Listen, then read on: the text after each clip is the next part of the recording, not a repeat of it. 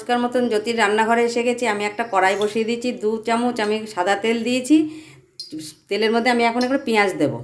দেখুন আমার তেল গরম হয়েছে, পেঁয়াজ দিচ্ছি। আমি এই আলু চোখাটা বানাচ্ছি ধোসার জন্য, আপনারা দেখতে থাকুন, সঙ্গে থাকুন। দেখুন এই পর্যায়ে আমি দিয়ে দেবো, আমি কারি পাতা আর একটু টমেটো দিয়ে দেবো। টমেটোটা ভালো করে মিশিয়ে নেব, খুব ভালো করে মিশিয়ে নেব। এই পর্যায়ে দিয়ে দেবো স্বাদ মতো নুন। স্বাদ মতো নুন। আলুটা একটু পরে দেবো, টমেটোটা একটু নরম হোক তারপরে। দেখুন এই পর্যায়ে আমি দিয়ে দেবো আলু। আলু দিয়ে দেবো। আলু সব দিয়ে আপনাকে দেখাচ্ছি। 1 চামচ আজ কাশ্মীরি লঙ্কা দেবো।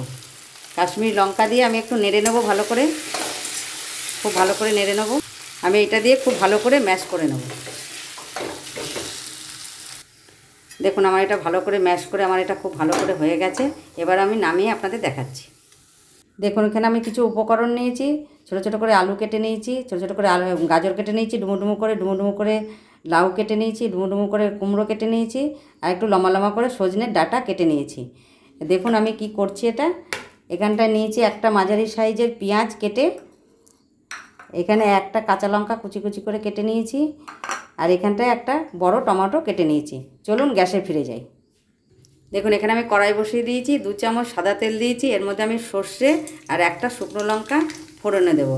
একটু মিষ্টি সুগন্ধ হওয়া পর্যন্ত অপেক্ষা করব। এখানে আমি একটা গোটা পেঁয়াজ কেটে নিয়েছি মাঝারি সাইজে, এটা একটু লাল লাল করে ভেজে নেব। একটা বড় টমেটো এর মধ্যে দিয়ে দেবো, ভালো করে মিশিয়ে নেব। দেখুন আমি এখানে কিছুটা কারি পাতা দিয়ে দেবো। কারি পাতাটা দিয়ে একটা মিষ্টি সুগন্ধ হবে, ততক্ষণ অপেক্ষা করব। দেখুন এই পর্যায়ে আমি এই লাউ দিয়ে দেবো, আলু দিয়ে দেবো, ডাঁটা দিয়ে দেবো, গাজরগুলো দিয়ে দেবো, কুমড়ো দিয়ে দেবো। এবার ভালো করে আমি মিশিয়ে নেব। স্বাদ অনুসারে নুন দিয়ে দেবো। সবার তো স্বাদ সমান হয় না, আপনারা একটু নুনটা দেখে তারপরে দেবেন। এই পর্যায়ে আমি 1 চামচ কাশ্মীরি লঙ্কা দিয়ে দেবো। এইবার খুব ভালো করে কাঁচা গন্ধ যাওয়া পর্যন্ত অপেক্ষা করব। এই পর্যায়ে আমি সেদ্ধ হওয়ার মতন জল দিয়ে দেবো।